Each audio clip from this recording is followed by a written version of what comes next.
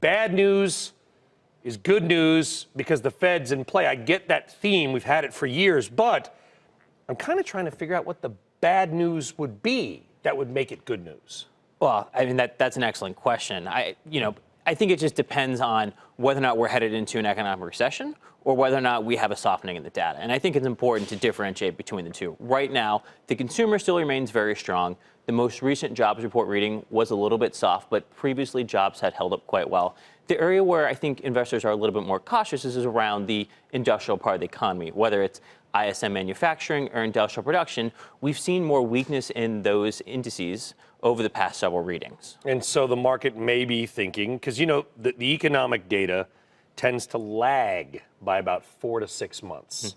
So we get data that's weaker than expected. One wonders if we're already in that rolling downturn. What do you think? And I don't think we've gone that far yet. And I'll just, once again, be clear, I don't think we're actually going to see a recession. I mean, like I said, the consumer remains quite healthy. But I think investors need to look at where they're positioned and what the upside is for the rest of the year when they're calibrating their decisions. Do you want to be in stocks with a high degree of economic sensitivity? If companies do you? No, I think the answer is no. You want to shy away from companies where they're digging up raw materials because we're less likely to use some of those items. Do you want to be in banks, which are dependent upon lending if lending volumes are soft?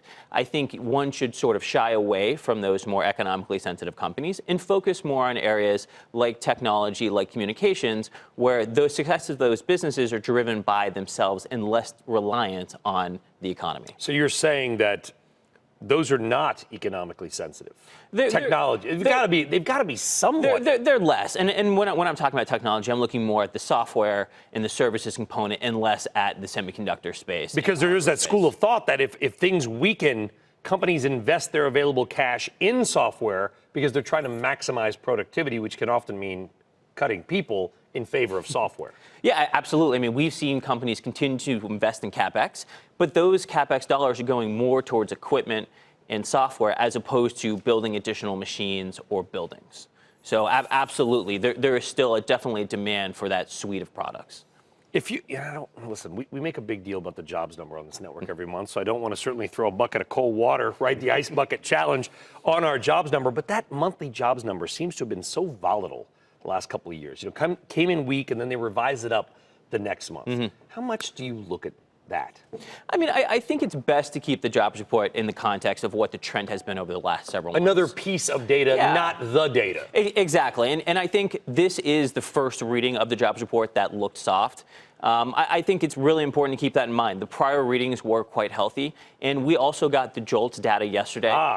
My favorite report. Yep, and it shows companies still have tons of available openings, and people are willing to swap out and go to more higher-paying jobs or different jobs. So there's still vibrancy in the jobs market. The most recent quote-unquote jobs report data, though, was a little soft.